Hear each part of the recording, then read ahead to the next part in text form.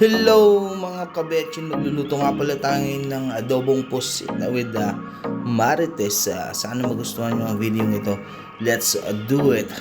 So una sa lahat, syempre kailangan muna nating hugasan ng ating nabiling pusit. Tanggalin yung pustiso at tanggalin natin yung kanyang spinal cord. Pagkatapos yan, syempre hugasan maigi. At hihiwain na natin to ayon sa laking gusto natin. Ayoko rin naman ng sobrang liit at ayoko rin ng sobrang laki. Kung gusto nyo ng buo, okay lang din. It's up to you mga kabetsin. Ngayon naman ay hihiwain na natin ng mga marites. Ang sarap maghiwa ng marites. Ngayon, sunod na natin ng luya, bawang at sibuyas. And then, moving on. Dito na tayo sa kawali ngayon. Lagyan natin ng mantika. Ayan, at nang mainit na, huwag nyo na akong tanungin kung ano yung dapat kong unahin dahil para sa akin sabay-sabay na silang magdadive at halu-haluin ito hanggat sa inyong naamoy na. Pwede nyo nang ilagay ang marites. Yan, halo-halo lang guys. Antayin natin hanggang mag-melt or magmukhang tomato sauce. Ayan, nilagyan ko na nga rin pala ng Kiko na asawa ni Sharon.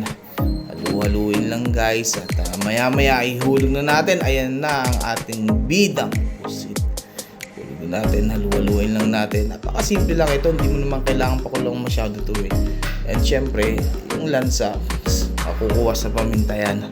Lagyan lang natin ng paminta. Sobrang daming paminta. Gusto ko talaga, paminta is life ako So, pagkalagay ng paminta ay sunod naman natin ang betchin. Ayan na ang ayaw ng karamihan na kesyo daw magic sarap nor cubes o kung ano man yan. Same lang naman din yan ng sangkap pag binasa mo. Subukan mo. Search mo ngayon. Try mo. Ayan na ang ating bida. Nilagay na natin ng betchin. Halu-haluin lang muna ulit natin. Ayan. Amoy nyo ba? Yung iba nilalaga pa Ayan. Lagyan na natin ng sili.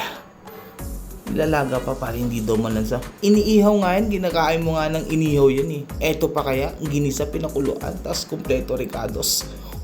Ilabas mo na ang kaning lamig mo. Sigurado, mapaparami ka ng kain mo. So, thank you guys. Sana may natutunan kayo. Alam mo to, alam ko, alam mo rin. Thank you mga kabetchin.